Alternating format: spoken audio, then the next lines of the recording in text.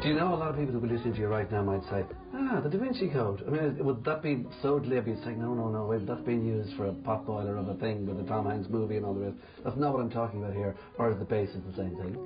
Well, I think the Da Vinci Code, I mean, Dan Brown has read the Gnostic Gospels. If you're looking at truth, what's happening is that these texts were discovered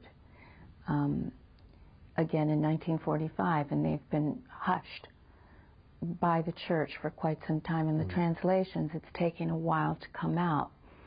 Now, it's intriguing that these Gospels have been censored. You know, they were edited out of the New Testament by the bishops, those who are they, which is so perfect, because if you look at it's current, because what's been happening in America is that a lot of things have been censored off radio, not included in daily papers, just what's going on with the leaders.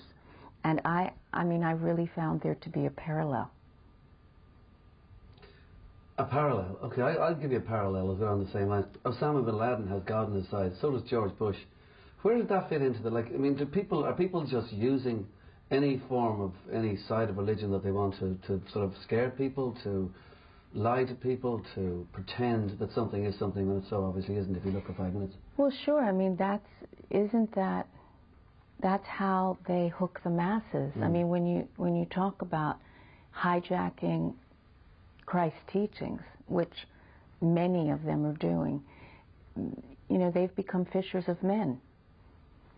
And I was talking to this writer, I think he's a journalist in England, I'm not sure what paper, but he was saying, do Americans see, I mean, people laugh sometimes at some of these leaders, but do they really see how they've been able to achieve what they wanted to achieve by manipulating the masses?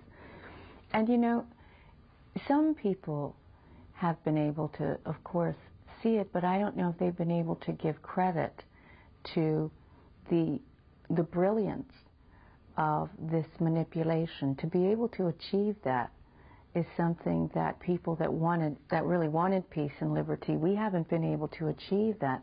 So I was sitting there as the minister's daughter. For good or ill, I am a daughter of the Christian church.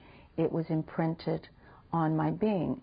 So was the Native American teachings from my grandfather. This is what I have to work with. That is my, what do you call it? That's my blueprint.